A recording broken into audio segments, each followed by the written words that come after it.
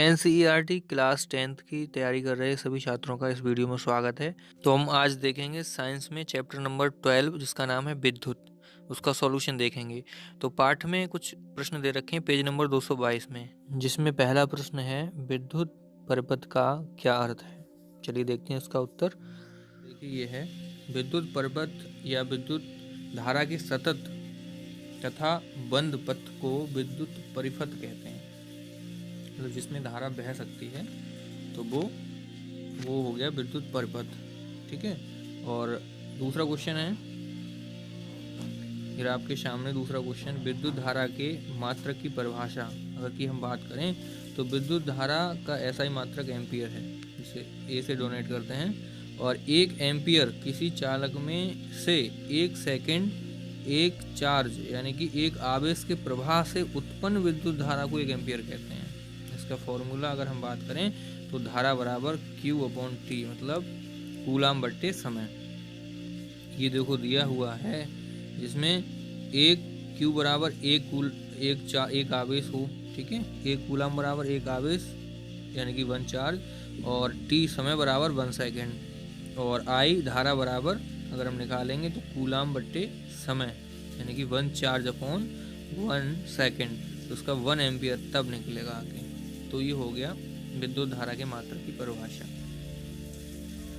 Question 3 की अगर हम बात करें तो क्वेश्चन 3 ये आपके सामने है, एक कूलाम आवेश की रचना करने वाले इलेक्ट्रॉन की संख्या परिकलित कीजिए। बहुत ही अच्छा क्वेश्चन है। अगर हम आपको पता है कि एक इलेक्ट्रॉन का कुल आवेश कितना होता है, चलिए हम ये सॉल्व करके जान लेते हैं कि एक कूलाम आवेश की रचना करने वाले इलेक्ट्रॉनों की संख्या कितनी होती है। तो ये क्या है, एक इलेक्ट्रॉन पर इतना आवेश होता है, मतलब चार्ज, ये C लिखा हुआ है C, एक इलेक्ट्रॉन पर इतना चार्ज होता है ये। ठीक है। अगर हम आगे बात करें इसको सॉल्व करने की तो कुल आवेश बट्टे एक इलेक्ट्रॉन का आवेश निकाल लेंगे तो बाकी हमें पता चल जाएगा इलेक्ट्रॉनों की संख्या। ठीक है, देखिए किस तरीके से सॉल्व करेंगे। 1/1.6 इंटू 10⁻+19 हो जाएगा, ऊपर लेके आएंगे तो ये आप भी जानते हैं। ठीक है, और अगर हम ये पॉइंट काटेंगे तो यहाँ पर 10 हो जाएगा। ठीक है, तो कितना हो गया, 10/16 को सॉल्व कर लेंगे, बराबर 0 लगाएंगे, पॉइंट यहाँ पर 100 हो गया, काट देंगे 16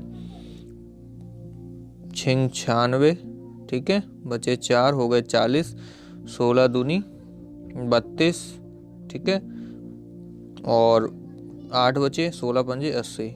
1.6 का मान कितना आएगा, 0.625 इतना आएगा।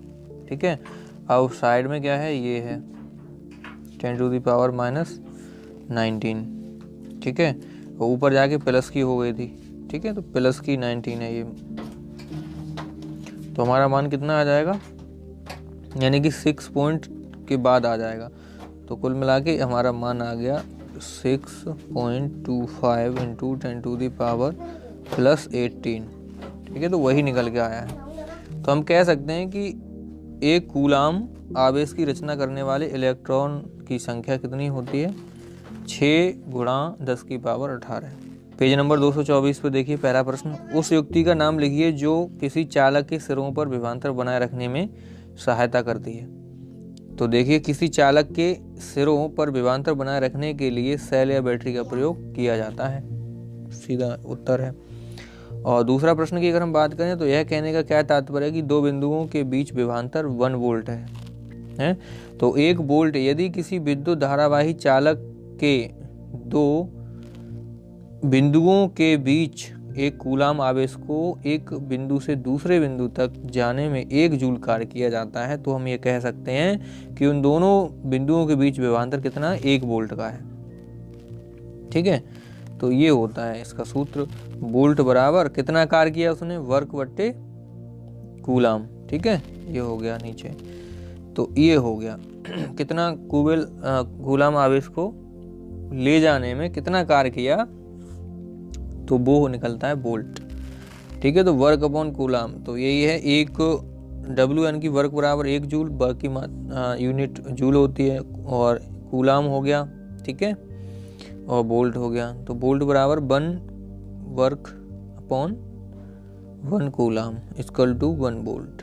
तो इस तरीके से इसकी परिभाषा दे सकते हैं। आगे अगला है 6 वोल्ट बैटरी से गुजरने वाले हर एक कूलाम आवेश को कितनी ऊर्जा दी जाती है।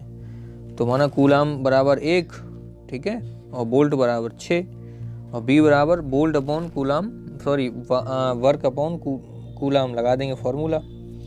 तो अगर हम यहाँ से कार बराबर निकाल लें, ऊर्जा कितनी ऊर्जा दी जाती है, मतलब जूल में पूछा है ना, तो जूल निकाल लेंगे। ठीक है, तो इस प्रकार से हम कर सकते हैं। तो W बराबर वोल्ट और कूलाम, और इसका वोल्ट कितना दिया है 6, कूलाम कितना दिया है 1, इक्वल टू कितना आ गया 6 जूल। ठीक है, तो इसका आंसर हो गया। अतः 6 बैटरी से गुजरने वाले हर एक कूलाम आवेश को 6 जूल की ऊर्जा दी जाती है। ठीक है, अगला क्वेश्चन देख लीजिए। अगला है पेज नंबर 232 पे पहला प्रश्न दिया गया है, किसी चालक का प्रतिरोध किन कारकों पर निर्भर करता है। बहुत ही महत्वपूर्ण क्वेश्चन है, पूछा गया है कई बार। पहला है किसी चालक का प्रतिरोध निम्नलिखित बातों में निर्भर करता है, जैसे कि चालक की लंबाई L, चालक के अनुप्रस्थ काट का क्षेत्रफल A, चालक के पदार्थ की प्रकृति और चालक का तापमान। ये चीजें निर्भर करती हैं। ठीक है, दूसरा क्वेश्चन देखते हैं। समान पदार्थ के 2 तारों में यदि एक पतला तथा दूसरा मोटा हो तो इनमें से किसमें विद्युत धारा आसानी से प्रभावित होगी, जबकि उन्हें समान विद्युत स्रोत से संयोजित किया जाता है और क्यों। ठीक है, तो ये देख लेते हैं। मोटे तार में विद्युत धारा आसानी से प्रभावित होगी क्योंकि चालक का प्रतिरोध उसकी अनुप्रस्थ काट के व्युत्क्रमानुपाती होता है, अर्थात यदि अनुप्रस्थ काट का क्षेत्रफल अधिक होगा तो चालक का प्रतिरोध कम होगा और विद्युत धारा आसानी से प्रभावित होगी। ठीक है, R व्युत्क्रमानुपाती 1/A एरिया। ठीक है, तो प्रतिरोध जो है एरिया के व्युत्क्रमानुपाती होता है, ये याद रखना। यानी कि मोटे तार में विद्युत धारा आसानी से प्रभावित होती है। अगला क्वेश्चन है नंबर 3। मान लीजिए किसी विद्युत अवयव के 2 सिरों के बीच विभवांतर को उसके पूर्व विभवांतर की तुलना में घटाकर आधा कर देने पर उसका प्रतिरोध नियत रहता है, तब उस अवयव से प्रभावित होने वाली विद्युत धारा में क्या परिवर्तन होगा। चलिए हम जानते हैं कि नियत प्रतिरोध पर किसी वैद्युत अवयव के 2 सिरों के बीच विभवांतर उसमें प्रभावित होने वाली वैद्युत धारा के अनुक्रमानुपाती होता है, B अनुक्रमानुपाती I। ठीक है, तो अतः विभवांतर को घटाकर आधा कर देने पर विद्युत धारा भी आधी हो जाएगी। ये उसका उत्तर हो गया। ठीक है, नोट कर लीजिए।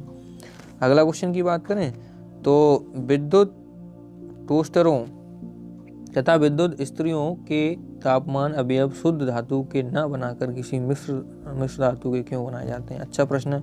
विद्युत टोस्टरों तथा विद्युत स्त्रियों के तापमान अवयव शुद्ध धातु के न बनाकर किसी मिश्र धातु के बनाए जाते हैं, क्योंकि इसके कारण कुछ हैं, जैसे मिश्र धातुओं की प्रतिरोधकता उनकी अवयवी धातुओं की अपेक्षा अधिक होती है ना, और मिश्र धातुओं का गलनांक उनकी अवयवी धातुओं की अपेक्षा उच्च होता है, अर्थात सामान्य से अधिक तापमान सहन करने की क्षमता होती है। मिश्र धातुओं का संरक्षण भी अवयवी धातुओं की अपेक्षा बहुत अधिक समय में होता है।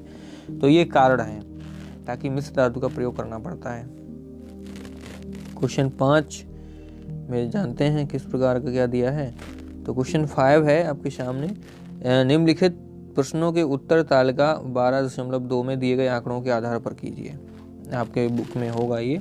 तो पहला है आयरन, ठीक है, Fe तथा मरकरी Hg में कौन अच्छा विद्युत चालक है, कौन सा पदार्थ सबश्रेष्ठ चालक है, दूसरा है। तो पहले का उत्तर है आयरन, ठीक है, मरकरी से अच्छा है, क्योंकि आयरन का प्रतिरोध कितना होता है 10.0 गुणा 10 की पावर -8 और मरकरी का होता है 94.0 गुणा 10 की पावर -8 से कम होता है। इसलिए आयरन विद्युत धारा मरकरी की तुलना में अधिक आसानी से प्रभावित होगी, आयरन में विद्युत धारा। ठीक है, अतः आयरन मरकरी से अच्छा चालक है, यहाँ से ये प्रूफ होता है।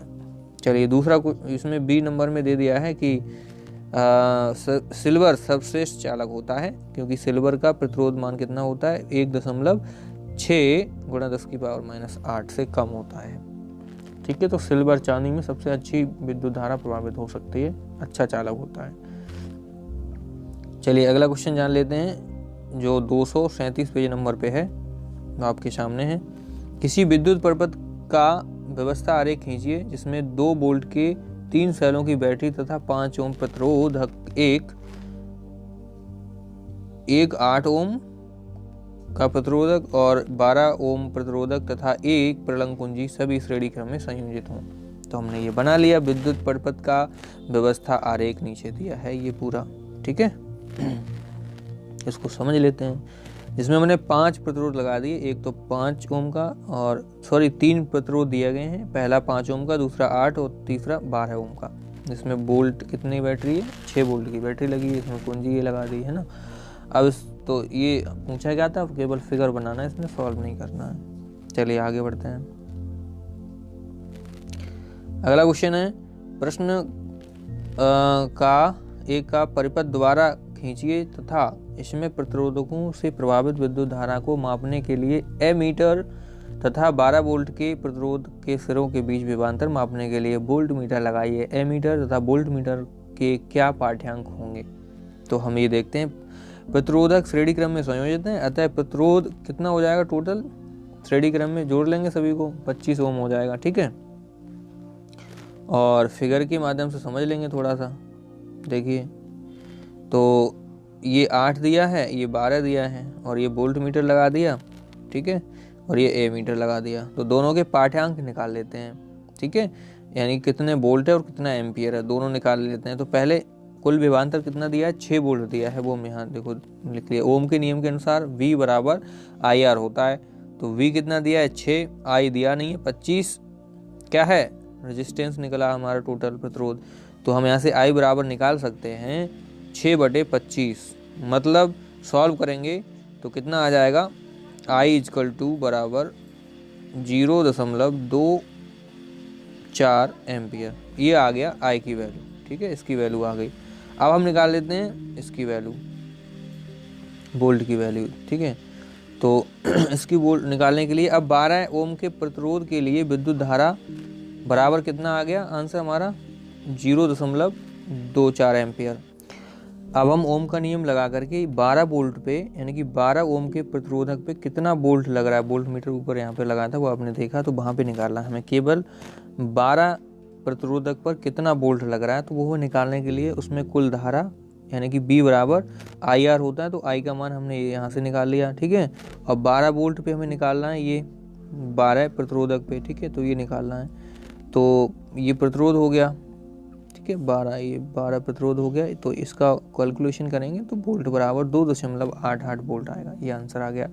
तो यहाँ से हमें दोनों का आंसर मिल गया। एमीटर का पाठ्यांक यानी कि I बराबर कितना हो गया, 0.24 एम्पियर हो गया, और पाठ्यांक इसका वोल्ट मीटर का B बराबर 2.88 हो गया, ठीक है, दोनों का आंसर मिल गया। अब हमें सॉल्व करना है, तो उसकी LCM आ जाएगा 10 की पावर 6, यहाँ पर 1 का गुणा करेंगे, 10 की पावर 6 + 1। अब नीचे देखिए R बराबर उल्टा हो जाएगा, ठीक है, 10 की पावर 6 ऊपर पहुँच जाएगा और नीचे 10 की पावर 6 + 1 ओम, ठीक है। अर्थात ये समान किसके होगा, 1 ओम के होगा, ठीक है, किसके समान के होगा, 1 ओम। ये लगा समान का चिन्ह लगा है 1 ओम, ठीक है, इसका आंसर है। आगे है पार्श्व क्रम में संयोजित करने पर तुल्य प्रतिरोध। चलिए क्वेश्चन देख लेते हैं, ठीक है। पैरेलल में संयोजित करते हैं, जो प्रतिरोध दिया है R1 बराबर 1 ओम, R2 बराबर 10 की पावर 3 ओम और R3 बराबर 10⁶ ओम। इसलिए हमने ये फॉर्मूला लगा दिया, समय फिट कर दिया, बराबर सॉल्व करेंगे तो एलसीएम इतना आ गया और यहाँ पर पावर आ गई। इनको अगर खोलेंगे तो इतना आ जाएगा, 10 की पावर 6 को खोलेंगे तो 6 बिंदी आ जाएंगी, ठीक है। 10 की पावर 3 की खोलेंगे तो उसमें ऐड हो जाएंगी। तो इस प्रकार से इनको ऐड करके इतना आ गया और बटे में नीचे 10 की पावर 6 बिंदी रख दें, ठीक है। अब हम इसको इससे भाग दे देंगे, ठीक है। भाग देने पर हमें ये प्राप्त होगा जो 1 ओम के समान होगा, यानी कि 0.9999। तो ये समान कितने होगा, 1 ओम के। तो दोनों में कुछ खास अंतर नहीं मिला, ठीक है। चलिए प्रश्न 2 देख लेते हैं। अगला, 100 ओम का एक विद्युत लैंप, 50 ओम का एक विद्युत टोस्टर तथा 500 ओम का एक जल फिल्टर 220 ओम के विद्युत स्रोत से पास क्रम में संयोजित किए जाते हैं। ठीक है, उस विद्युत स्त्री का प्रतिरोध क्या है जिसे यदि समान स्रोत के साथ संयोजित कर दें तो वह उतनी ही विद्युत धारा लेती है जितनी तीनों युक्तियां लेती हैं। यह भी ज्ञात कीजिए कि इस विद्युत स्त्री से कितनी विद्युत धारा प्रभावित होती है। तो इसे हमें सॉल्व करना है। बहुत ही अच्छा प्रश्न है, चलिए सॉल्व करते हैं। तो दिया है विद्युत लैंप का प्रतिरोध कितना दिया है 100 ओम, लिख लीजिए अच्छे से। टोस्टर का प्रतिरोध कितना दिया है 50 ओम। ठीक है, जल फिल्टर का प्रतिरोध कितना दिया है 500 ओम। और पास क्रम में पहले संयोजित कर लेते हैं, फिर इसका प्रतिरोध टोटल R बराबर निकाल लेते हैं। फॉर्मूला हमने ये लगा दिया और सब फॉर्मूले में हमने ये लगा दिया। ठीक है, अब फॉर्मूला ये आ गया यहाँ पर, इसका एलसीएम लिया 500 आ गया। ठीक है, 100 पंजे 500, यहाँ 5 आ गया, यहाँ 10 आ गया, 50 आई 500 और यहाँ 500 आ गया, 500 एकम 500। इन दोनों को तीनों को ऐड करेंगे तो 5 और 10 15 और 1 16/500 आ गया। ठीक है, अब हम इसको उल्टा कर देंगे। अगर R बराबर निकालेंगे तो उल्टा हो जाएगा। ये देखिए R बराबर निकालेंगे तो 500/16। इसको सॉल्व करेंगे तो 31.25 आएगा। भाग देखिए आप सॉल्व कर लेंगे, इतने तो समझदार हैं ही। अब आगे ओम के नियम से हम I बराबर एम्पियर निकाल लेते हैं। ठीक है, एम्पियर निकालेंगे तो I बराबर V/R होता है, इक्वल टू 220 वोल्ट दिया है प्रश्न में और हमने रेजिस्टेंस निकाल लिया है टोटल पास क्रम में। ठीक है, तो उसको देखिए 220/31.25 को सॉल्व करेंगे भाग देके तो कितना आ जाएगा 7.04 एम्पियर। ठीक है, अब हम आगे बात करें इसकी तो देखिए, अतः विद्युत स्त्री का प्रतिरोध 31.25 ओम है तथा इसमें 7.04 एम्पियर विद्युत धारा प्रभावित होती है। अब आगे देखिए प्रश्न 3। प्रश्न 3 की बात करें तो इसमें देखो क्या दिया हुआ है। श्रेणी क्रम में संयोजित करने के स्थान पर वैद्युत व्यक्तियों को पास क्रम में संयोजित करने के क्या लाभ हैं। मतलब श्रेणी क्रम की अपेक्षा पास क्रम में लगाने के लिए क्या लाभ हैं वो देख लेते हैं। वैद्युत युक्तियों को पास क्रम में संयोजित करने के निम्नलिखित लाभ हैं, इंपोर्टेंट है। पहला तो है प्रत्येक उपकरण में विभवांतर की आपूर्ति तथा आपूर्ति पथ वोल्टता के स्थिर मान के समान रहती है। ठीक है, दूसरा है तुल्य प्रतिरोध भी कम रहता है जिसके परिणाम स्वरूप प्रत्येक उपकरण को आवश्यक धारा प्राप्त होती है। तीसरा है यदि कोई उपकरण बंद हो जाता है या बंद कर दिया जाता है तो अन्य उपकरण कार्यशील रहते हैं, ये फायदा है। और श्रेणी क्रम में एक बंद करोगे तो सब बंद हो जाएंगे। ठीक है, चलिए आगे जान लेते हैं। Question number 4। 2 ओम 3 ओम तथा 6 ओम के 3 प्रतिरोधकों को किस प्रकार संयोजित करेंगे कि संयोजित का कुल प्रतिरोध पहले में 4 आए फिर 1 हो। तो देखिए हम बारी बारी से सॉल्व कर लेते हैं एक एक। चलिए देखते हैं। पहला है कुल प्रतिरोध 4 ओम प्राप्त करने के लिए 3 ओम और 6 ओम के प्रतिरोध का संयोजन पार्श्व क्रम में तथा परिमाण को 2 प्रतिरोध के साथ श्रेणी क्रम में करना होगा। ठीक है, तो हम जान लेते हैं यहाँ पर क्या किया है हमने। देखो 2 को तो 3 को और 6 को, इन दोनों को हमने पार्श्व क्रम में कर दिया है पैरेलल में, और इन दोनों का जो मान आएगा वो इन दोनों के साथ 2 को और इनका दोनों को कैसे कर दिया है श्रेणी क्रम में कर दिया है। तो पहले हम जान लेते हैं R, ये देखो 1/R1 + R2, इसके फॉर्मूले के साथ पहले लगाएंगे हम 3 और 6 को। ठीक है, 3 और 6 को पहले लगाएंगे, ये देखिए, फिर 3 और 6 के बाद में लगाने के बाद इसको सॉल्व करेंगे तो इसका कितना आ जाएगा प्रतिरोध 2 आ जाएगा। मतलब इन दोनों का प्रतिरोध कितना आएगा 2। अब 2 ये बचा तो अब 2 और 2 कितना हो गया 4। तो ये हमने कैसे जोड़ा पैरेलल में और ये श्रेणी में। ठीक है, सीरीज में। तो ये सीरीज में टोटल कितना हो गया 4, ये देखिए 4 हो गया। तो 2 आ गया पैरेलल में और 4 आ गया सीरीज में।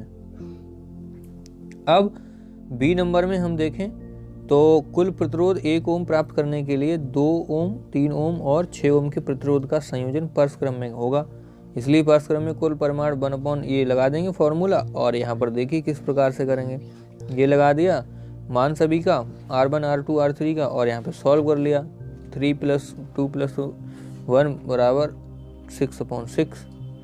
तो यहाँ कितना आ गया, R बराबर 1 ओम, R = 1 ओम। ठीक है, तो यहाँ पर 1 ओम आ गया।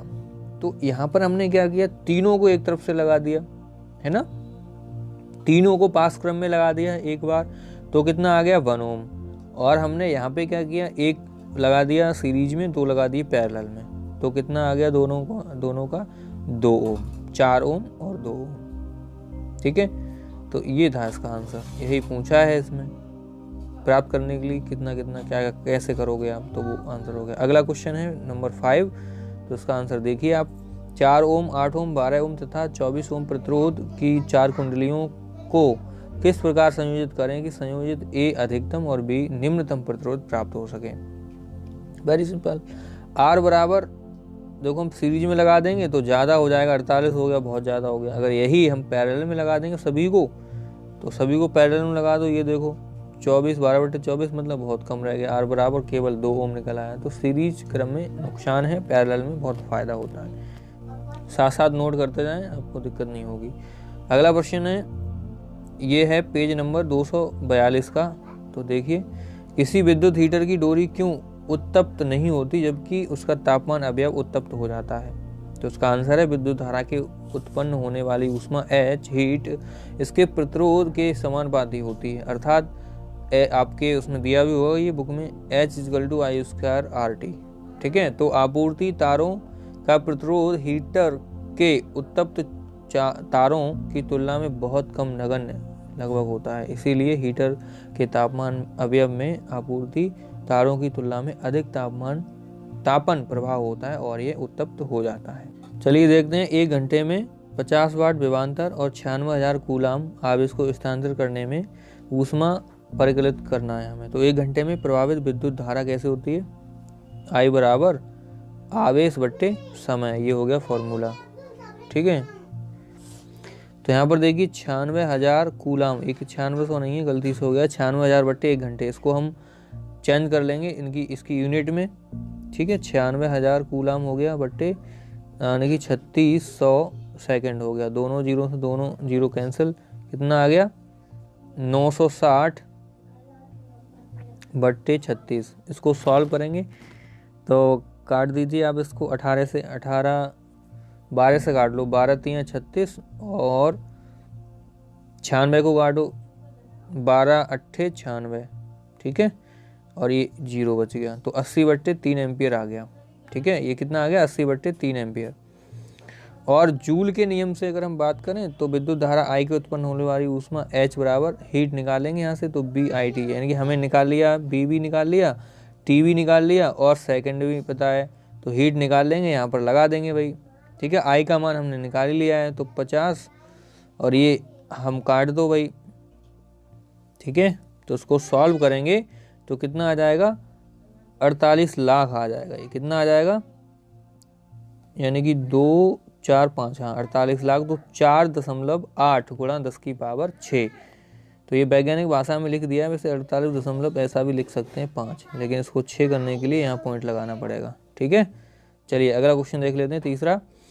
20 ओम प्रतिरोध की कोई विद्युत इस्त्री 5 एम्पियर विद्युत धारा लेती है, 30 सेकंड में उत्पन्न ऊष्मा परिकलित कीजिए। मतलब अगर हम कोई प्रेस को जो 20 ओम विद्युत इस्त्री लेती है 5 एम्पियर की, तो 30 सेकंड चलाने तक कितनी ऊष्मा वो निकाल देगी। तो हम जूल के नियम से लगा देंगे, H बराबर BIT, जहाँ B बराबर IR।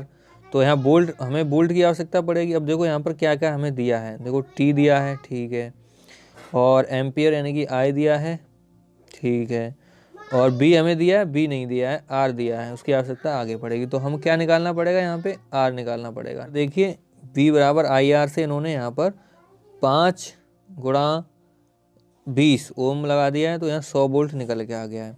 और I कितना है 5A, T कितना है 30 सेकंड, यहाँ पर H बराबर लगा दीजिए सब कुछ। तो I कितना है, सॉरी BIT होता है फॉर्मूला, तो B का मान लगा दिया, ठीक है, I का मान लगा दिया और T का मान लगा दिया। तो सब कुछ लगाने के बाद में अब हम देखिए ये जूल में निकल आएगा, किस में निकल आएगा, जूल में। तो इनको सॉल्व करेंगे तो 500 × 3 मतलब 1500 हो जाएगा, और कितना हो गया ये 5 3 15 150 यानी कि 15,000। ठीक है, अब यहाँ पर पॉइंट लगाएंगे तो कितने बिंदु होंगे ये 4। तो ऐसा ही है 1.5 इंटू 10⁻⁴ ये इसका जूल में आंसर आ गया। ठीक है, क्लियर। नेक्स्ट आगे बढ़ते हैं। अगला क्वेश्चन है पेज नंबर 245 पे देखिए आप, आपको मिल जाएगा। बहुत अच्छा प्रश्न दिया हुआ है, इम्पोर्टेंट है। विद्युत धारा द्वारा प्रदत्त ऊर्जा की दर का निर्धारण कैसे किया जाता है। तो विद्युत धारा द्वारा प्रदत्त ऊर्जा की दर का निर्धारण विद्युत शक्ति के अनुसार होती है। इसे निम्नलिखित समीकरण द्वारा व्यक्त किया जाता है। P बराबर VI, ठीक है, P बराबर I² R या P बराबर V²/R, इस तरीके से हम कर सकते हैं। ठीक, चलिए दूसरा क्वेश्चन देखते हैं। विद्युत मोटर 220 वोल्ट के विद्युत स्रोत यानी कि 5.0 एम्पियर विद्युत धारा लेता है, तो मोटर की शक्ति निर्धारित कीजिए तथा 2 घंटे में मोटर द्वारा उपभोक्त ऊर्जा परिकलित कीजिए। जहां B बराबर 220 और I बराबर 5 एम्पियर है, इसलिए P बराबर फॉर्मूला लगा देंगे। B का मान दिया 220 और I का मान दिया है धारा का 5, तो ये कितना हो जाएगा 1100 वाट। ठीक है, शक्ति कितनी हो जाएगी इसकी 1100 वाट की हो जाएगी, याद रखें। आगे देखिए, ये अगर हम फॉर्मूला की बात करें तो उपभोक्त ऊर्जा और गुणा शक्ति गुणा समय, तो ये आ गया। जहाँ P बराबर कितना आया 1100 वाट। अब हम फॉर्मूला लगा देंगे आगे, इसलिए मोटर द्वारा उपभोक्त ऊर्जा E, ठीक है, E बराबर हम निकालें तो 1100 और कितना समय चला है भाई, जितना समय चला उतना लगा देंगे सेकंड। 2 घंटे में कितने होंगे 7200 सेकंड होंगे, तो ये टोटल आ गया कितना जूल आ गया 7920000 जूल। ठीक है, इसको हम ऐसे भी लिख सकते हैं 7.92 इंटू 10⁻, प्लस का कितना हो जाएगा 6 जूल। ठीक है, ऐसे भी लिख सकते हैं। तो ये हो गया इसका आंसर, ऊर्जा निकल आएगी। ठीक है, चलिए अब अभ्यास का क्वेश्चन सॉल्व कर लेते हैं। तो पहला क्वेश्चन दिया है प्रतिरोध R। पहला जो है किस प्रकार से देखिए सॉल्व करते हैं। किसी तार के टुकड़े को 5 बराबर भागों में काटा गया है। इन टुकड़ों पर फिर पास क्रम में संयोजित कर देते हैं। यदि संयोजक का तुल्य प्रतिरोध R डैश है तो R/R डैश का अनुपात क्या होगा। तो देखिए, यानी कि R है एक, इसके 5 टुकड़े कर दिए। ठीक है, तो R/5 हो गया। तो R डैश बराबर हमने लिख दिया 1/R5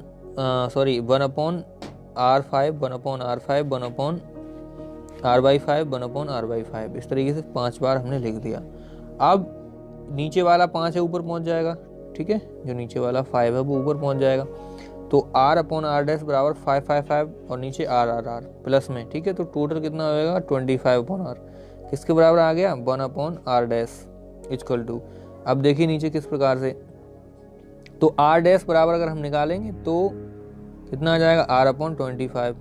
ठीक है, अब R डैश बराबर यानी कि अगर उसको ये नीचे ले आए यहाँ पे तो 25 आ जाएगा। ठीक है, यानी कि R डैश अपॉन R बराबर कितना है 25। तो आंसर 25 दिया है किसी में, ये दिया है, तो हमारा ऑप्शन डी सही हो जाएगा। ठीक है, चलिए दूसरा क्वेश्चन देख लेते हैं। दूसरा क्वेश्चन में दिया है निम्नलिखित में से कौन सा पद विद्युत परिपथ में विद्युत शक्ति को निरूपित नहीं करता है। विद्युत तो क्यों नहीं करता है वो हम देख लेते हैं। चलिए इसका देख लेते हैं आंसर। मोटर की शक्ति P बराबर BI। ठीक है, और हम जानते हैं कि विद्युत शक्ति P बराबर BI, समीकरण 1 दे दिया, तो इसमें कौन सा है समीकरण C सही है। तो C कौन सा है, ये किसी में नहीं होता यूज। ठीक है, BI। तो ओम के नियम के अनुसार V बराबर IR समीकरण 2, B बराबर और B का मान समीकरण 2 से समीकरण 1 में रखने पर P बराबर IR इंटू I, तो I² हो जाएगा। अतः इसमें विकल्प A सही है और बाकी सब। और अगर हम इसकी बात करें तो ये हो जाएगा। अतः विकल्प B विद्युत शक्ति को निरूपित नहीं करता है। ठीक है, ये तो होता है BI, ये सही है। B IR² आपने नहीं देखा होगा, ये भी देखा है, ये भी देखा है और ये भी देखा है। ठीक है, तो ये तीनों प्रूफ हो गए। अगला क्वेश्चन है किसी विद्युत बल्ब का अनुपात मांग 220 और वोल्ट और 100 वाट है। इसे जब इसे 110 वोल्ट पर प्रचालित करते हैं तब इसके द्वारा उपभोग शक्ति कितनी होती है? तो उत्तर इसमें 50 वाट सही है। कैसे सही है? तो हम विद्युत बल्ब की शक्ति P बराबर B² लगा सकते हैं फॉर्मूला, ये तो आपको पता ही है। हमें निकालना क्या है यहाँ पर कितनी शक्ति, R बराबर कितना होता है B/P। ठीक है, तो देखिए किस प्रकार से हम सॉल्व कर लेंगे। यहाँ पर B बराबर 220, P बराबर 100 वाट, तो R बराबर निकाल लेंगे 200 यानी कि 220 का स्क्वायर बटे 100, तो इसको सॉल्व करेंगे तो 484 ओम निकल आया। अब विद्युत बल्ब का प्रतिरोध नियत रहता है, इसलिए जब इसे 110 पर प्रचालित करेंगे तब इसका द्वारा उपभोग शक्ति P बराबर लगा देंगे B²/R। तो इसको सॉल्व करेंगे तो B की वैल्यू 110 दी है, इसका स्क्वायर करेंगे बट्टे R हमारा निकल के आएगा 484, तो इसे सॉल्व करेंगे तो कितना आ जाएगा 25 वाट। ठीक है, चलिए अगला क्वेश्चन देखते हैं। दो चालक तार जिनके पदार्थ लंबाई तथा व्यास समान है किसी विद्युत परिपथ में पहले श्रेणी क्रम में और फिर पास क्रम में संयोजित किए जाते हैं। श्रेणी क्रम तथा पास क्रम में संयोजन में उत्पन्न ऊष्माओं का अनुपात क्या होगा? अच्छा प्रश्न है, देख लेते हैं। ठीक है, तो संयोजन में उत्पन्न ऊष्मा प्रतिरोध R के व्युत्क्रमानुपाती होता है, ये जानते हो। माना RS और RP यानी कि R सीरीज में, फिर पैरेलल में क्रम से श्रेणी पास क्रम में संयोजन तुल्य प्रतिरोध है, तो माना R प्रत्येक तार का प्रतिरोध होगा। यदि दोनों प्रतिरोधों पर पास क्रम में जोड़ा जाए तो तुल्य प्रतिरोध कितना हो जाएगा भाई? 1/R पैरेलल में 1/R प्लस 1/R, तो ऊपर कितना हो जाएगा 2/R। तो RP बराबर हमने निकाल लिया R/2, याद रखें, और हम सीरीज में निकालेंगे तो 2R हो गया, ये तो आपको पता ही होगा अच्छे से।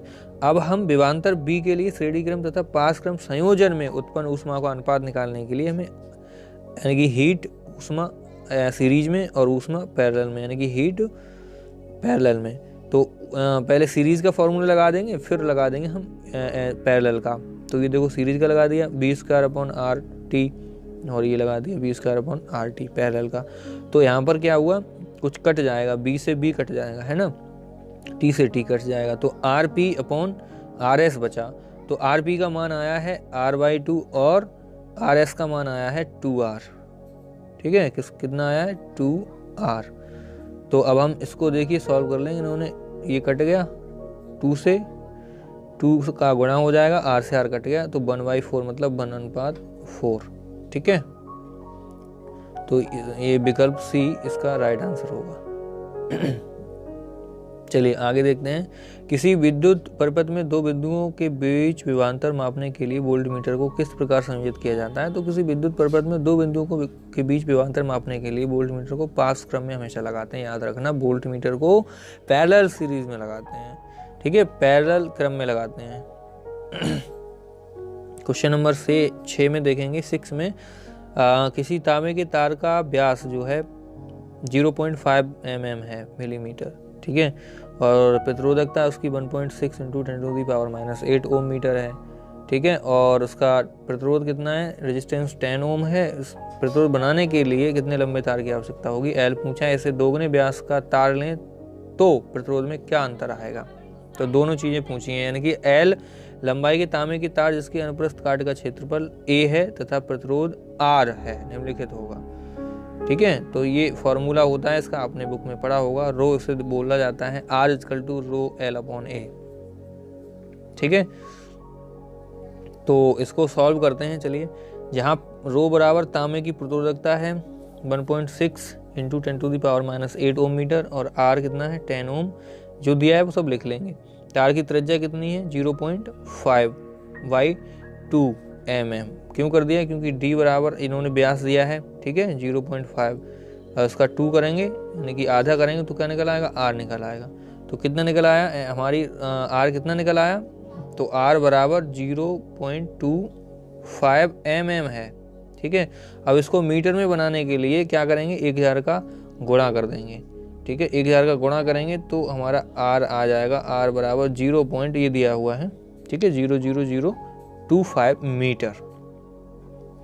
चलिए आगे सॉल्व करते हैं। और हम एरिया निकालने के लिए हमें फॉर्मूला लगाना होगा A बराबर πr²। तो पाई का मान 3.14 और आर स्क्वायर की वैल्यू दी है ऊपर, यहाँ से लगा देंगे और उसका मल्टीप्लाई करेंगे तो मीटर स्क्वायर में ये एरिया निकल आया। चलिए अब मेन फार्मूला ये लगाते हैं। तो 10 इंटू आर की वैल्यू लगा दी, अब ए की वैल्यू लगा दी अपॉन ये प्रतिरोधकता लगा दी जो दिया है। इनको सबको सॉल्व करेंगे तो आपको इतना आंसर मिल जाएगा मीटर में। ठीक है, तो यदि दोगुने व्यास का तार लेंगे तो त्रिज्या कितनी हो जाएगी, 0.5 हो जाएगी, मतलब व्यास के बराबर हो जाएगी। तो यहाँ पर इतना आ जाएगा। अगर इसको इतने की जगह पर रख देंगे, एरिया निकाल करके करेंगे सॉल्व, तो इसका आंसर इतना ही आ जाएगा। ठीक है, एक बार कैलकुलेशन कर लीजिए आप, नहीं समझ में आए तो कमेंट बॉक्स में बताना, इनके ऊपर एक वीडियो बना देंगे। चलिए आगे देखते हैं। तो ये क्या है, इस प्रकार तार का नया प्रतिरोध आर डैश निम्नलिखित प्रकार से होगा। दूसरा जो है वो, तो यहाँ पर देखिए R dash rho L upon A, तो यहाँ पर ये निकालेंगे डबल हो गया, तो R dash upon R 2.5 upon R 10 1/4 आएगा इसका आंसर। तो आर डैश बराबर 1/4 आर आ जाएगा। अर्थात दोगुने व्यास का तार लेने पर प्रतिरोध 1/4 गुना हो जाएगा। मतलब क्वेश्चन 7 में V के बीच विभवांतर मानों के लिए सबसे प्रवाहित विद्युत धाराओं I के संगत मान आगे दिए गए हैं, जैसे कि एम्पियर नीचे ऊपर दिया है और वोल्ट नीचे दिया है। 0.5 एम्पियर पे इतना वोल्ट है, 1 पे इतना है, 2 पे इतना है, 3 पे इतना है। ये फिगर द्वारा भी समझाया गया है। तो हमें एक ग्राफ खींचकर इस प्रतिरोधक ज्ञात करना है। ठीक है, तो ये देखिए, थोड़ा जूम कर लेते हैं, किस तरीके से हम इसको सॉल्व करेंगे। तो B और I के बीच ग्राफ नीचे दिया गया है, जैसे आप देख पा रहे हैं ये। ठीक है, X अक्ष पर विभवांतर वोल्टेज V, ये क्या है, V है। ठीक है, और Y अक्ष पर विभिन्न मानों को दर्शाया गया है I धारा को। ठीक है, एम्पियर में। तो प्रतिरोध का R निम्नलिखित तरीके से निकाल सकते हैं, जैसे R बराबर B अपॉन I, तो AC अपॉन VC। तो यहाँ पर देखिए 10 ये दिया है और 3 ये दिया है, यहाँ पर किसी का भी निकाल लो, कोई दिक्कत नहीं है। तो AC ये दिया है, AC और ये रहा AC और अपॉन VC अपॉन BC, ये तो ये हमें निकालना है। ठीक है, यहाँ से यहाँ तक का कितना है, 6.8 हो गया ये। ठीक है, 6.8 अपॉन 2 और इक्वल टू 3.4 ओम। ठीक है, इस क्वेश्चन के द्वारा ये निकाल सकते हैं। तो ये क्वेश्चन है, आप इसका स्क्रीनशॉट भी ले सकते हैं, इस तरीके से सॉल्व होगा। ठीक है, स्क्रीनशॉट ले लें और आप इसका नोट बना लें। चलिए क्वेश्चन नंबर 8 आगे देखते हैं। किसी अज्ञात प्रतिरोध के प्रतिरोधक के सिरों से 11 वोल्ट की बैटरी को संयोजित करने पर परिपथ में 2.5 मीटर एम्पियर या विद्युत धारा प्रभावित होती है, तो प्रतिरोधक का प्रतिरोध परिकलित कीजिए।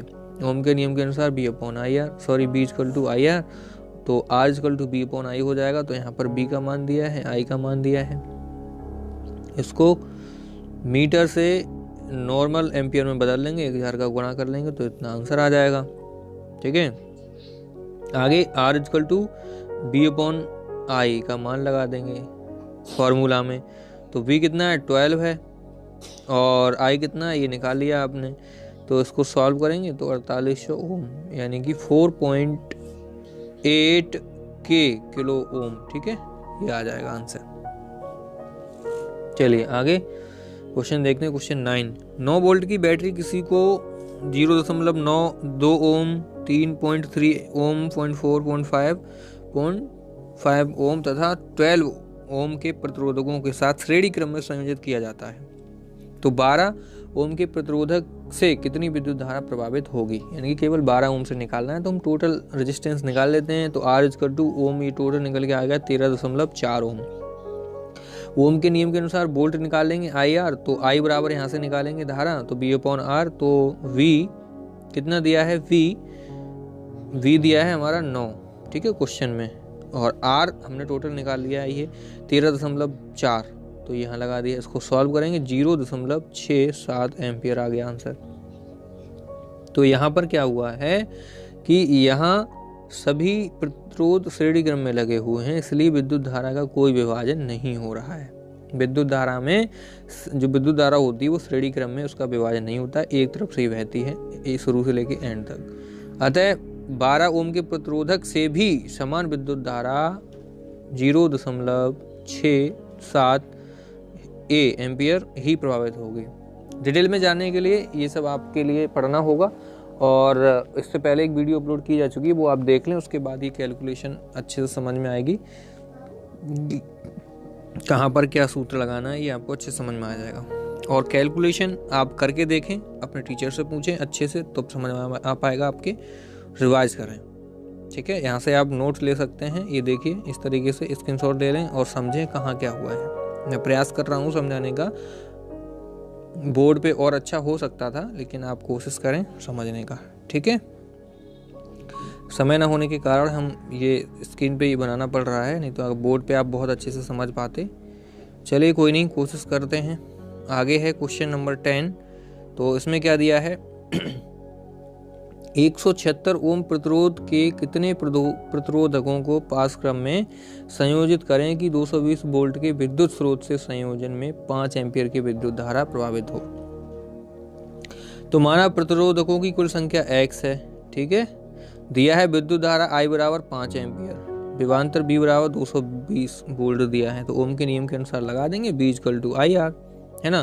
तो R बराबर यहाँ से निकालेंगे तो B/I, B दिया है 220, ठीक है, और I दिया है 5, इसका निकाल लेंगे तो हमारा R बराबर 44 ओम ये रेजिस्टेंस निकल आया। अब आगे बात करें तो 176 के X प्रतिरोधकों का पास क्रम में तुल्य प्रतिरोध कितना है 44 ओम है, इसलिए 1/44 यानी कि 1/R = 1/176 प्लस 1/176 ... x बार। हमें संख्या नहीं पता है कितने प्रतिरोध हैं, x प्रतिरोध हैं, तो डॉट मान लेते हैं।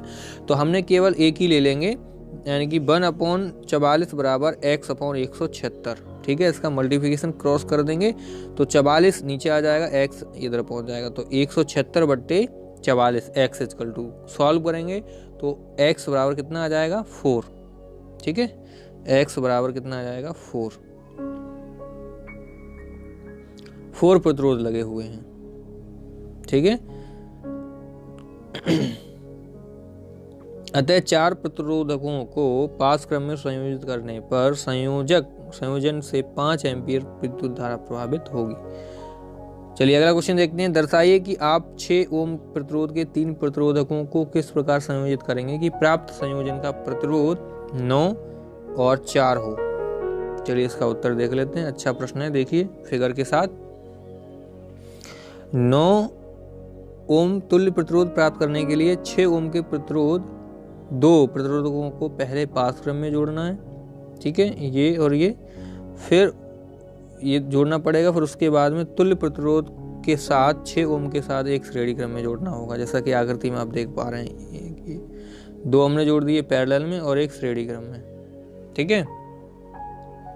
तो आगे सॉल्व करेंगे तो किस प्रकार से होगा, देखिए पास क्रम में जोड़े गए प्रतिरोधकों का तुल्य प्रतिरोध हम निकालेंगे तो किस प्रकार निकल आएगा, देखिए 1/6 प्लस 1/6 सॉल्व करेंगे तो 2/6 अर्थात 1/3 यानी कि R = 3। इन दोनों का क्या कितना आ गया इसका 3 और 6 इसका कितना हो गया टोटल 9, ठीक है।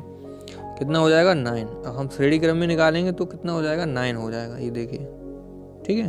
तो ये पूछा था, इसमें क्या जोड़ना होगा, तो देखिए आगे दूसरे में क्या पूछा है कि 4 ओम तुल्य प्रतिरोध प्राप्त करने के लिए 6 ओम के 2 प्रतिरोधकों को पहले श्रेणी क्रम में जोड़ना होगा और फिर उसके तुल्य प्रतिरोध के साथ एक 6 ओम के प्रतिरोध को पास क्रम में जोड़ना होगा, जैसा कि आकृति में आप देख पा रहे हैं। 2 हमने श्रेणी में जोड़ दिए और एक इन दोनों को और इन दोनों को पास क्रम में जोड़ दिया, ठीक है। तो 6 और 6 इसका 12 आ जाएगा श्रेणी क्रम का, ठीक है। और उसका निकालेंगे तो इसका 12 और उसका 6, तो 1/12 प्लस 1/6 सॉल्व करेंगे, 3/12 अर्थात 1/4 यानी कि R बराबर 4 आ गया। तो 4 ओम का हमें प्राप्त हो गया प्रतिरोध। तो जैसा पूछा है वैसा हम बना देंगे क्वेश्चन को, सिंपल है। ठीक है, तो आप स्क्रीनशॉट ले सकते हैं, ये दूसरा क्वेश्चन का है, स्क्रीनशॉट ले लीजिए, और ये पहले का है, स्क्रीनशॉट ले सकते हैं। चलिए आगे बढ़ते हैं। अगला क्वेश्चन है 12 नंबर। 220 वोल्ट की विद्युत लाइन पर उपयोग किए जाने वाले विद्युत बल्बों का अनुमातांक कितना है? 10 वाट है। यदि 220 वोल्ट लाइन से अनुमत अधिकतम विद्युत धारा 5 एम्पियर है तो इस लाइन के दो तारों के बीच कितने बल्ब पास क्रम में संयोजित किए जा सकते हैं? अच्छा प्रश्न है। तो एक बल्ब के लिए विद्युत शक्ति कितनी है? 10 वाट। ठीक है, जो दिया है क्वेश्चन अनुसार लिख लेंगे पहले। और विभवांतर कितना है? 220 वोल्ट। इसके लिए एक बल्ब का प्रतिरोध R निम्नलिखित सूत्र से प्राप्त कर सकते हैं, जैसे R बराबर V²/P। तो कितना हो जाएगा? 484 22 और 00। तो 10 से 10 कैंसिल हो जाएगा। ठीक है, 484 22 00 बट्टे 10, 10 से 10 कैंसिल, तो कितना बचा? 4840 ओम। ठीक है, और हमने ये एक रेजिस्टेंस निकल आया। ठीक है, एक बल्ब का प्रतिरोध निकल आया 4840 ओम। अब हम अन्य बल्ब पता नहीं कुल संख्या निकालनी है, तो माना बल्बों की संख्या x है, तो दिया है संयोजन में कुल विद्युत धारा I बराबर 5 और विभवांतर 220 है। ओम के नियम के अनुसार मान लेंगे V बराबर IR। तो आगे सॉल्व करेंगे तो R बराबर BR, तो B दिया 220, I दिया 5 बराबर 44 ओम आ गया। ठीक है, ध्यान रखेंगे R आ गया, एक आगे R आ गया 44 ओम। जब X की जगह पे माना, ठीक है, तो कितना आ गया? यहाँ पे हमने लगाया P कुल शक्ति, तो हमने निकाल लिया एक बल्ब का प्रतिरोध। ठीक है, और यहाँ पे लगा लिया X माना, तो हमने लगाया वोल्टेज। ठीक है, तो सबका निकल आया ओम R। तो यदि इस प्रकार यदि बल्बों को जिनका प्रतिरोधक 176 ओम है पास क्रम में जोड़ा जाए तो तुल्य प्रतिरोध 144 ओम होगा। इसलिए 1/, यानी कि 1/44 इक्वल टू 1/4840 प्लस ... 2x बार लिख लेंगे, तो वही ऊपर वाले की तरह इसका सॉल्यूशन हो जाएगा। 1/44 equal to x/4840 equal to multiplication करेंगे, क्रॉस मल्टीप्लिकेशन, आंसर आप सॉल्व कर लीजिए। x इक्वल टू 110 बल्ब, यानी कि दो तारों के मध्य एक 4840 ओम प्रतिरोध के 110 बल्ब पास क्रम में संयोजित किए जा सकते हैं। क्वेश्चन नंबर 13 देखते हैं। किसी विद्युत भट्टी की तप्त प्लेट के दो प्रतिरोधक कुंडलियों A और तथा B की बनी है, इसमें प्रत्येक का प्रतिरोध 24 है। ठीक है, इन्हें अलग अलग करके श्रेणी और पासक्रम दोनों तरीके से उपयोग किया जाता है। तो यदि भट्टी का वोल्टेज जो है 220 हो तो दोनों का हमें निकालना है कि विद्युत स्रोत से संयोजित की जाती है, तो तीनों प्रकरणों में प्रभावित विद्युत धाराएं क्या होंगी। तो पहले हम वोल्ट तो 220 ही रहेगा। ठीक है, और R पहले हम 24 लगाते हैं, फिर श्रेणी क्रम में लगा लेते हैं तो 48 लग जाएगा, तो बात वही रहेगी। तो यहाँ पर हमने 24 लगाया है, देखिए यहाँ पे हमने 24 लगाया है और यहाँ पे हमने 48 लगाया है। तो यहाँ पर कितना आया? 9.16 एम्पियर, यहाँ पर आया 4.58 एम्पियर। यहाँ श्रेणी क्रम में लगाया है और यहाँ नॉर्मल लगाया, एक की निकाला है। ठीक है, तो दोनों एम्पियर निकाल लिए। अब आगे अगर हम बात करें तो पास क्रम में जोड़ने पर कुंडलियां का तुल्य प्रतिरोध कितना हो जाएगा? 1/24 plus 1/24 equal to 12 ohm R बराबर। और हम कुंडलियों को पास क्रम में संयोजित किया जाता है तो विद्युत धारा कितनी आ जाएगी? तो यहाँ पर क्या करेंगे? 220/12, क्योंकि 12 ओम आया है। ठीक है, तो 55/3 अर्थात 18.33 एम्पियर। ये रहा आपका आंसर। चलिए आगे देखते हैं क्वेश्चन नंबर 14। निम्नलिखित प्रपथों में प्रत्येक में 2 ओम प्रतिरोधक द्वारा उपभोक्त शक्तियों की तुलना कीजिए। पहला है 6 वोल्ट की बैटरी से संयोजित 1 ओम तथा 2 ओम श्रेणी क्रम में पहले जोड़ेंगे, फिर 4 वोल्ट बैटरी से संयोजित 12 ओम तथा 2 ओम का पास क्रम संयोजन करेंगे। यह दिया है कि विभवांतर इसमें 6 वोल्ट है।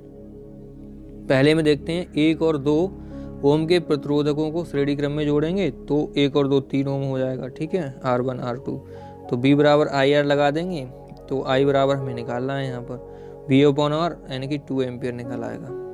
ठीक है, मान लगा दें, आपको पता है।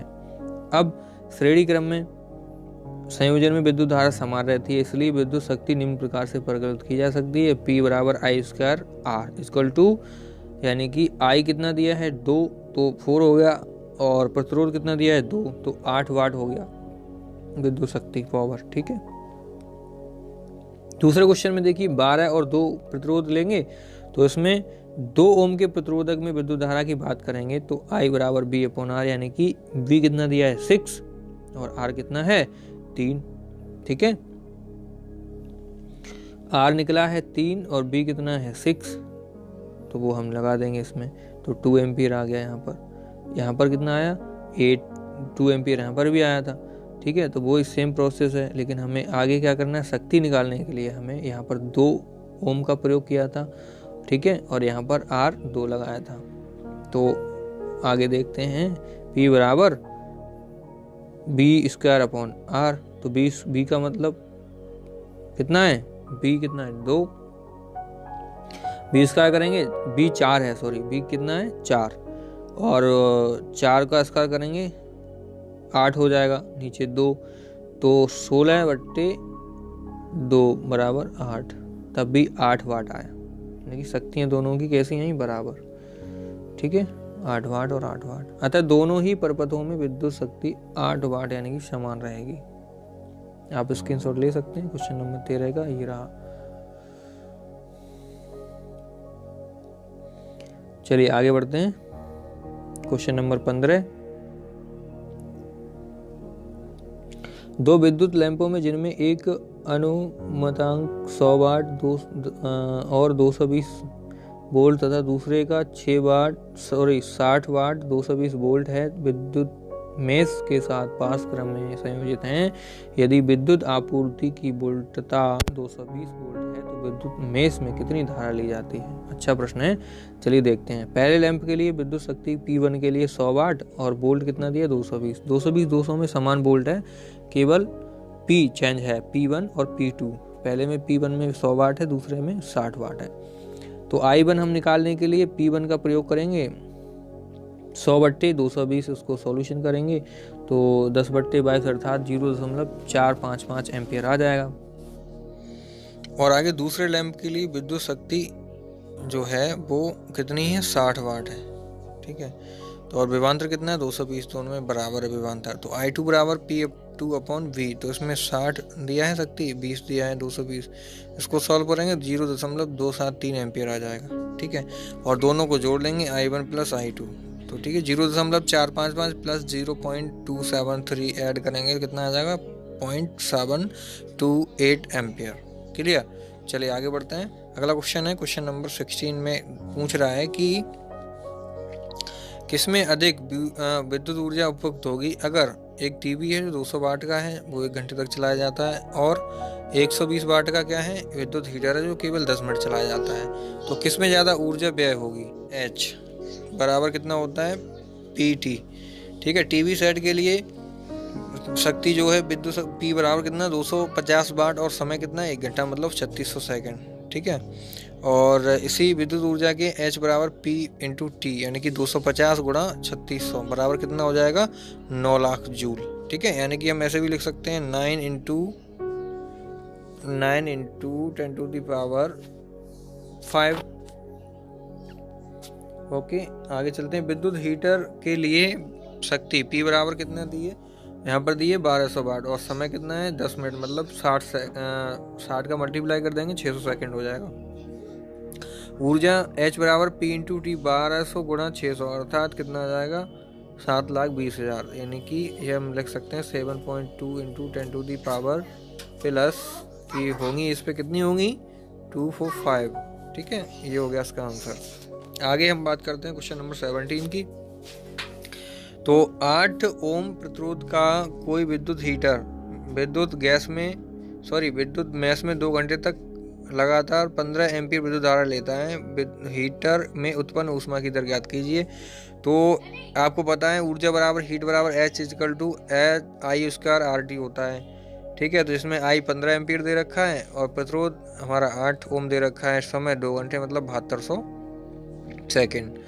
तो इसमें टी से टी कैंसिल लेंगे, दर पूछी है इसलिए टी अपॉन टी लगाएंगे, तो दर टी से T cancel, I square R बचा, तो आई स्क्वायर का मतलब 15 का वर्ग होगा 225 गुणा 8। इसको सॉल्व कर लेंगे, आंसर आ जाएगा कितना, 1800 जूल प्रति सेकेंड। क्वेश्चन नंबर 18 चलिए देख लेते हैं।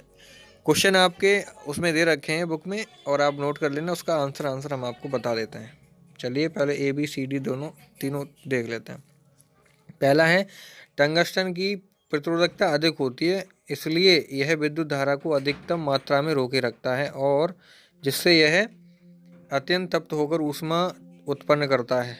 इसका गलनांक भी बहुत अधिक होता है, 3380 डिग्री सेल्सियस होता है। यहाँ तक ये गल नहीं सकता इतने तापमान तक, इसलिए टंगस्टन का प्रयोग होता है। ठीक है, ये उच्च ताप पर भी पिघलता नहीं है।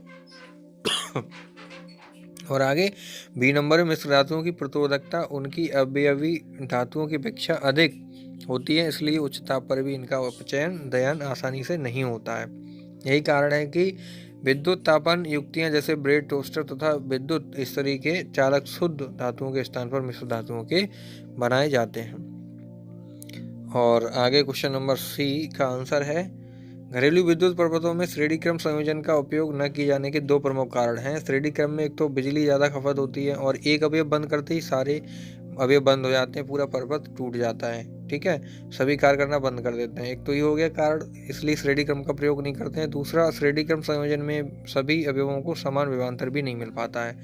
और डी में होता है, क्वेश्चन नंबर डी का आंसर है किसी तार का प्रतिरोध आर उसकी अनुप्रस्थ काट के क्षेत्रफल के व्युत्क्रमानुपाती होता है। Are व्युत्क्रमानुपाती one upon A. तो अनुप्रस्थ काट का क्षेत्रफल इसमें क्या होता है, बढ़ता है, अर्थात तार मोटा होता है तो प्रतिरोध कम हो जाता है। यदि तार अनुप्रस्थ काट क्षेत्रफल कम होता है तो तार पतला हो जाता है, यानी कि प्रतिरोध बढ़ जाता है। तो हम कह सकते हैं कि मोटे तार में बिजली आसानी से विद्युत धारा बह सकती है, प्रतिरोध कम होता है। और अगर ज़्यादा होगा, पतला तार ज़्यादा होगा तो क्या होगा, उसमें प्रतिरोध बढ़ जाएगा, यानी कि हीट बढ़ सकती है, गर्म पड़ सकता है पतला तार होगा तो। अगला लास्ट क्वेश्चन है कॉपर तथा एल्युमिनियम की विद्युत प्रतिरोधी क्षमता बहुत कम होती है, जिससे विद्युत के अच्छे सुचालक होते हैं ये, इसलिए विद्युत संचरण के लिए प्राय कॉपर तथा एल्युमिनियम तारों का उपयोग किया जाता है। तो ये थे हमारे क्लास 10 साइंस के चैप्टर नंबर 12 विद्युत के सॉल्यूशन। पूरा सारे क्वेश्चन आपने देखे, पूरी एक्सरसाइज और पाठ्यांतर्गत के सभी प्रश्नों के उत्तर आपने जान लिए। आगे आने वाली वीडियो के लिए आप चैनल को सब्सक्राइब कर लें और पीडीएफ डाउनलोड करना चाहते हैं तो नीचे हमें संपर्क करें, आपको पीडीएफ और सॉल्यूशन मिल जाएगी।